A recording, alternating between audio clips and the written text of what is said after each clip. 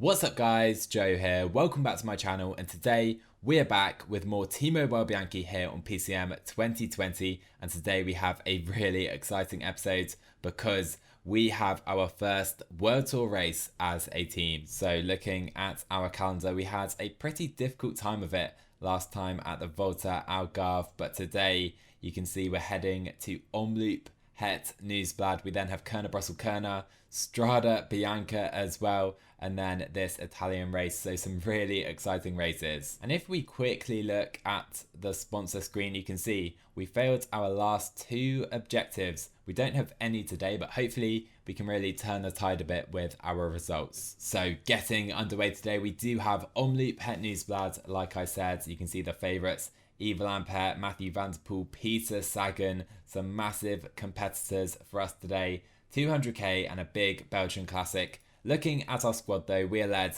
by Jonas Ruch, Gianni Moscon, and then they are helped by Davide Barbato, Stefan Bissega, Alessandro Covi, Rick Zabel and Marcus Burkhardt. So we get underway here in Belgium for Omloop Het Nieuwsblad. Look at this, you love to see it. T-Mobile Bianchi at a World Tour Belgian Classic. That's not all we need to talk about though. Look at some of the jerseys on show at this race, the new jerseys we've implemented in the save, but I think we need to try and celebrate kind of our first World Tour race and first big Belgian Classic, and we're going to do that by putting Marcus Burkhardt in the breakaway on a +5 day. But anyhow guys, I think you can see if I just scroll through the peloton here, we have some exceptional looking jerseys on show. I mean, you can see here we have the likes of Bora Hansgrohe. We have, if you see, a new jersey for Jumbo Visma. Bahrain McLaren are here. We have Michael Bier with a very nice new jersey for UAE. Cofidis have a new jersey as well. You can see it right there looking very, very good. Groupama FDJ, a very nice jersey. Really like this one. It's white with some blue and red kind of markings.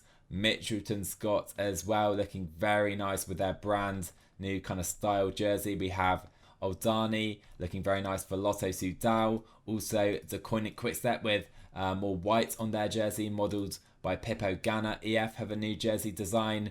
New Balance are here as well, and all of these jerseys really add to the new feel of the new season. We have AG2R Citroen as well. Israel Cycling Academy with Leknesund here too. My oh my, look at this. I'm so excited to be at this race. Somewhere here as well with a very nice jersey. So I've probably missed a few of them, but you can see a few more of the jerseys if we just scroll through further back through the peloton. And I have to say a massive thank you to Tom and Yale, who really have created these fantasy jerseys for people to use at will.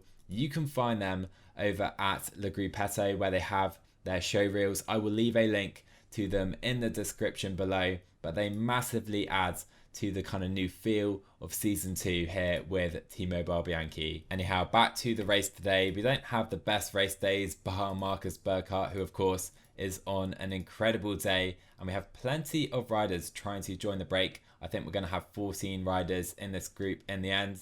Burkhardt, one of the strongest, hopefully, but we also have the likes of Affini and of course Mikkel Bjerg. So sadly for us, we're not too far into the race, but this breakaway really don't seem to have a chance at all today. They have a 2-minute lead, and that is it right now. So guys, what I want you to do is let me know in the comments which of the new jerseys is your favourite, because they all look absolutely incredible in my opinion. So a big moment for the race right here, because we have had Phil Gilbert go down, Sepp van Marken as well for New Balance, Ollie Narsson too. Van Hooydonk is a good rider, so some very strong riders. Some of the favourites have been dropped already, and I expect we'll see an up in the tempo. There you go, Bora and Alpecin pacing hard on the front, so I don't think this breakaway are going to last too much longer. Oh, bad moment for us right now, because Jonas Ruch has gone down. He gets back on his bike. We have Youngles, Hausler, Bessiol. Again, some very good riders have gone down here, and I would like Ruch back in, so let's move him towards the front of this group. Try and move up on this next cobbled sector. So luckily for Rich, he is able to go across this cobbled sector pretty quickly compared to some of these back markers, and hopefully this allows him to get towards the front of the race, but more splits are taking place right now. And so these fools have created absolute havoc in this race because the pace is so high. The breakaway are about to be caught. We have splits all over the roads. Luckily for us, Rich is just about coming back in, whilst Moscon was really unaffected right there. But hopefully our guy's able to conserve a bit of energy. Oh my word, and we're now seeing Matthew Van Der Poel on the attack with 75k to go in this race. There we go then, the breakaway is caught and we now have 150 riders in the main group. Burkhardt though, feeling pretty good, so hopefully he is able to put in a decent result here. But I think we can maybe try and put in a new attack and try and form a new breakaway with these guys right here. So Covey is going to try and attack off the front. We have the Wolf on our tail and a few other guys up the road. Okay, but sadly for Covey, he hasn't been able to stay in that group at all, and we need to make sure we're staying to the front as Lampert has punctured as well over this climb, and many of our guys really struggling with the tempo now in this race. And the peloton is just pacing so hard. This is a new level for us, that is for sure. Hausler is done, Ballerini out the back, and I think we did just see Phil Gilbert fall behind somewhere. I think Phil Gilbert is now behind in this group. There he is. Phil Gilbert is behind, and let's try and stay to the front on this cobbled sector. This is so tough for us with Peter Sagan coming to the front. So we're now coming to the Molenberg right here. It's a 4-star cobbled sector. We still have 40 riders in the front group. It's not quite been as selective as I expected today, and we still even have Rick Zabel in this group, but my priority is going to be keeping Moscon and Burkhardt here if we can, as Jonas Rich is now going out the back slowly. But yeah, just a few more cobbled sectors. So we're now dealing with a very big tempo. We have 25 riders here. Zabel is out the back, but I think we can keep Burkhardt and Gianni Moscon in this main group if we go to maybe 93 right here, just to make sure we stay in. And there you go. We have Marcus Burkhardt and Gianni Moscon at the front of the race here. But not for long, because we do have some moves. Matthew Van Der Poel and Peter Sagan on the attack. And my oh my, 27k to go. I cannot live with that at all. We're going to have to try and relay here with one of these guys. Maybe Moscon can just sit in for now. In fact, I do want to go for Burkhardt today. So we'll sit in for now, try and protect Burkhardt too.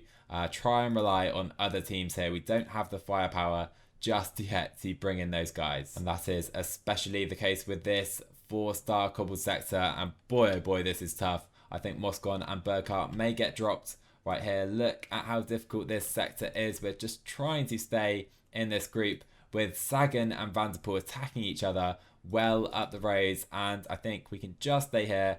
There you go, on 90. Can Burkhardt stay here as well? That would be perfect. And I think he will stay in this group of, I think, still 15 riders, but against and Seneschal struggling out the back. Okay, we're now down to the final 10k, and I'm starting to think Sagan and Van Der Poel went a little early today. Van Der Poel is still out front. Sagan seems to be completely done. I'm just kind of sassing the wheels, wheel hopping, trying to conserve energy with both Burkhardt and Moscon, but we're starting to see the gap to those guys come down. Now 7.5k to go. Burkhardt is trying to sit on the wheel of Stefan Kung, who I think is probably one of the strongest riders in this group, hence me taking his wheel. We now have Narson moving up. I'll take his wheel as Sagan is almost caught, and I think Moscon is going to be our leader today, with Burkhardt trying to put him in a decent position if that's at all possible. We're trying to follow Lampert into the final 5k. Sagan has been caught, and Van Der Poel is just 25 seconds up the road here. Burkhardt still with Moscon on his wheel. This is working quite nicely, and I think we can try and put in a little acceleration here with Burkhardt. We're probably going to have to go for a sprint. Van Marker and Lampert on the attack right now. Burkhardt up to 94, trying to keep Moscon in with a chance, and here we go. We're down to just the final 1.5 kilometers. Moscon going to sprint for the win today. He doesn't quite have the acceleration of Van Der Poel or Sagan, but can we compete for a competitive result? Van Der Poel takes the win, Lampert second, and we end up in the top 5 right here in our first Omloop Pet Nieuwsblad. I absolutely loved that race, and so good to see Marcus Burkhardt, now 37 years old, probably in his final year, performing so well, helping Moscon to a top 5 result in our first World Tour race as a team. So since the last race, I have noticed Rick Zabel has gone to a 73 overall now with 77 sprints. This man is now a really good World Tour level sprinter. You love to see it, and you can see some other progression in our squad with Taburi really progressing despite being injured. Covey as well. Really good to see our guys progressing. But next up we have Kuurne, Brussels, Kuurne, and we're going to go in with the same team we went to the last race with, and Degenkolb, Stuyven and Phil Gilbert actually start as the favourites. Let's see what our boys can do. So we get underway here in Belgium, and I think it may be a good idea to go in the breakaway with Covey. Guys, I still can't get over how good some of these jerseys look in the peloton. But anyhow, Covey is going to try and go in today's breakaway, as you see Rodriguez and Murphy trying to join him. But as this breakaway do form, I think it would be a good idea for us to try and protect Rick Zabel. I think he can get over this middle section of climbing, hopefully at least, and then a long run in to the line where hopefully he can maybe challenge in a sprint. If not, we of course have Gianni Moscon. So the early breakaway has now formed for the day. We have Covey in this group. You can see the riders he is here alongside, so probably looking at it, Covey maybe the strongest rider in this group. So there's literally not really a pace so far in this group. So Barbato is going to try and come to the front right here, and you know what, Barbato is going to try and attack up to that breakaway. Really an unknown rider, of course, a Neo Pro. He is our new gen signing. He's going to try and bridge to Covey up the road, so Covey can stop pacing in that group. Barbato is going to try and get there, so we have a couple riders up the road today. So we now have a couple riders from that breakaway that don't have any cobble, really struggling as Barbato bridges past some of them, but Covey is still a bit further up the roads, a minute up the roads to be precise, so it could be difficult for our young Italian, as most of our main guys, as we have Fabio Jakobsen in this group right here, but most of our guys all still looking pretty comfortable in the main group. So we're now coming to pretty much the main effort on the day, and it is the Eau de Quarmont. So Alessandro Covey coming to the front. He's going to pace at 85 for the entire way. Our guys in the peloton are just going to try and stay here, I think, at 87, whilst we now have Barbato, who's going to have to try and go maybe 90, whilst Covey's going to drop this to 75 to try and get to those guys. I think Barbato probably will struggle to bridge that gap though. So Covey's going to push on here because Barbato was blocked off actually by a different rider. So Covey trying to push it on the climbs, and it seems he is the strongest in that breakaway. Barbato can try and maybe sit with Castro right here. Let's just try and sit with him if we can catch him. We can't even catch him. Okay then, we're now over the Eau de Quarmont, and we have a pretty nice position here because we have 23 riders in the main group. I think Burkhardt can try and protect Gianni Moscon. Zabel can try and sit on his wheel. But yeah, we have 23 riders, and we have 5 of our guys in that group. Barbato is about to get dropped after that big effort earlier on. 35 riders now, with some coming back on. But if we can keep this tempo up, maybe we can drop some other riders as well, as even Burkhardt really struggling right now. But Jonas Rutsch going to push it over the top right there. Let's go to 90 briefly, try and stretch things out, but still 32 riders are here, it seems. And so that, of course, is the main effort for the day done. Barbato can go to auto. Not sure if Bissiger is going to come back on. You can see some of the riders right here that have been dropped. Can't really see any surprises straight away. We do have Caleb Ewan, who is pretty close to getting back in. So probably, if I were the other teams in this group, I would be pacing now.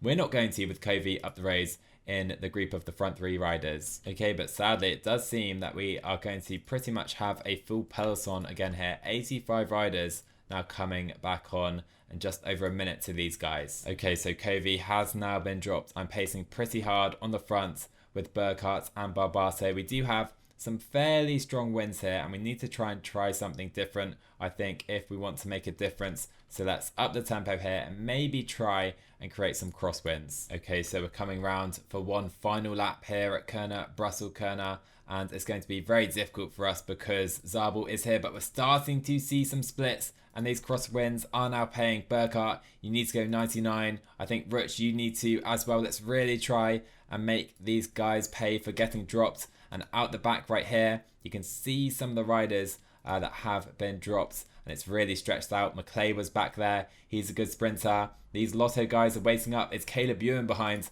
I'm not quite sure at this stage, but Rutsch is really pushing the tempo. At least let's make it very difficult for them to get back in. So it seems we still pretty much have all of this, the main sprinters here. Caleb Ewan right towards the front, so not quite going to plan right there. So you know what, I'm going to try something a little different right here. Let's go like this right now. Gianni Moscon on the attack in Kuurne, Brussels Kuurne. Let's go 88 with him, use his gel, and you can see a few guys are starting to follow as well. We've followed Degenkolb, and up the road we have Jakobsen, Benoot, Moscon is here with Gilbert, we have Reuters here as well, so a strong group some way up the roads, and it seems this could be the race deciding move because with 7k to go, and these guys aren't working. Gilbert on the attack, we have Benoot attacking as well. We need to react with Moscon, and we're just about doing so right here. We have 3 riders at the front of the race. We have Gilbert, Benoot and Moscon. Jakobsen is bridging that gap. He is of course a very good sprinter, and I think the race is going to be won from this group right here. Can we maybe try and move? Maybe try and move with Moscon to get away right now with Gilbert on the radio. Let's try and bridge like this. Benoot trying to get in our wheel, and he's just about going to do it. Oh boy, this is so difficult. This is so difficult. Jakobsen though is in this group, of course. The guys behind are coming, and it's pretty much at a standstill at the front of the race right here. Jakobsen won't come through right here. He's losing his chance of victory right now. But into the final we go. We're going to sprint behind. Moscon going to sprint for it. He's gone way too early in the end. Way too early. And Jakobsen gets it on a plate. But that was a really fun finish to the race. Moscon ends up just off the podium. But a really fun race right here. What a fun ending to the race that was. Some of the big teams, Sunweb, Lotto and Quickstep all had a rider in that mini break in the end. And Moscon wasn't the best sprinter in that group. We had to try something. Jakobsen was always going to win, it seems. He wouldn't come through. Maybe I should have waited for him and made him come through rather than settling really for a second best or fourth best it was in the end. But that was a really enjoyable final right there. So then up next we do have Strade Bianche, one of the most beautiful races of the season, that is for sure. We have some cobbles or gravel, we have some hills as well, plenty of hills. 186k, the likes of Bettiol, Sagan and Fusang are our opposition, as well as the new world champion Maxi Schachmann. But looking at our squad for the race, we are led by, of course, Gianni Moscon. We have Jonas Rutsch, Marcus Burkhardt, Davide Barbato, Alessandro Covi, Kevin Vermarca and Mauro Schmid to help him out. So we get underway here in Italy, and honestly guys, every time I see a race, I know I keep saying it, I just love looking at the new jerseys, and we have Gianni Moscon on a +4 day. That is just perfection right there. Can we maybe get a riser in the breakaway? Looking unlikely at this stage. So a bit strange because we have a very high tempo at the moment at the front of the race, and no real breakaway has gone yet. So not quite sure why they're pacing so hard. I did just see the likes of Pogacar is here, so a genuine contender for sure. And if we go further back, here we have the new world champion. Our first look at him, Maxi Schachmann in the rainbow bands. So we now finally do have a breakaway in this race, and if we go right to the top of this climb, you will see Davide Barbato alongside Luca Vackerman and plenty of other riders trying to bridge to our group, it would seem. But the pace in the peloton pretty high right now. And just so you can see, I thought I'd show you the full start list just in case you're interested. I won't go through each name, but you can see the full list of the contenders. So we are now some way into this race. We don't have a particularly high tempo, but now we see finally the pace increasing with 50 riders in the front group. Make sure our guys are staying to the front, as we did see some splits momentarily on this gravels sector, and we need it to be a hard race if we want Gianni Moscon to stand a chance, because probably not the best sprinter when we see the likes of Peter Sagan as our opposition. So we're now starting to see some more attacks off the front of the peloton with Kalmajan, Palank and Pozzovivo attacking off the front. An interesting move right there and a very high tempo. So this is suiting Moscon perfectly, and we don't need to do any chasing at all with our teammate up the roads. And so this group of 4 riders are still trying to bridge to the front of the race. They have over a minute and about a minute on the chasing peloton. You can see by our guys' energy that this is a tough tempo that we're enduring right now, and it is really Israel and Bora chasing on the fronts. So we have a few riders caught behind, including the world champion Maxi Shackman caught behind already. You can see McNulty in this group,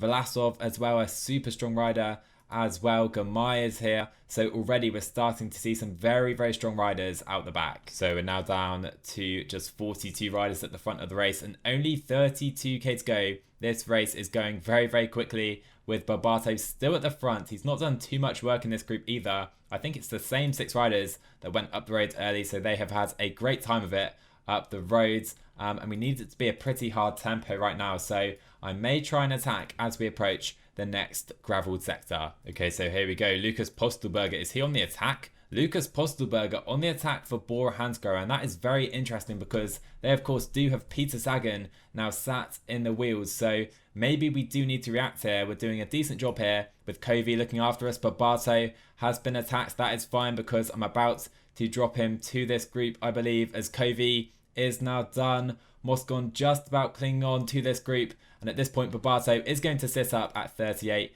try and wait for Moscon with Ruch sitting on Moscon's wheel because Ruch can play a role here in the final. We have 19 riders at the front as Barbato can now try and protect Gianni Moscon. A great move by us, putting Barbato to the front of the race. I'll put him to 87 as Cobrelli, Madouar, Bettiol all trying to make a move at this stage. Let's just try and push it to the front right now. We have some dangerous riders up the roads, particularly in this group right here. Bettiol, a genuine contender. Barbato can tempo at maybe 90 with Moscon sat on his wheel. We have 12 riders in the front now, and quickly looking out the back we do have Pogacar, Shackman dropped as well as Cosnefra, so some very good riders are gone, but Barbato is keeping our guys right to the front here with only a few hills and cobbles left. Madouar, Valgren, Fulsang, Sagan, Quieto all looking to make a move here. Barbato just looking to keep us in it though, and we're trying to make this very hard right here. I think we can try and go like this. Barbato straight to 90. Can Ruch come through to the front? I hope he can, with Vackman still up the road from the early breakaway. And here we go. Sagan is on the move. Sagan is on the move. Barbato is trying to react. We need to make sure we can react here with Ruch as well. Peter Sagan trying to make a move at the front of the race. Barbato is done. He can just sit up in this group behind, but Ruch is trying to pace Moscon towards Peter Sagan with 10k to go as Peter Sagan makes his bid for Strade Bianche, and we have escaped with Moscon on Ruch's tail here, and we have caught Peter Sagan pretty much on this downhill. This is perfect for us, but Sagan looking so good today as he pushes away. Can Ruch go to 99 right here? Here we go.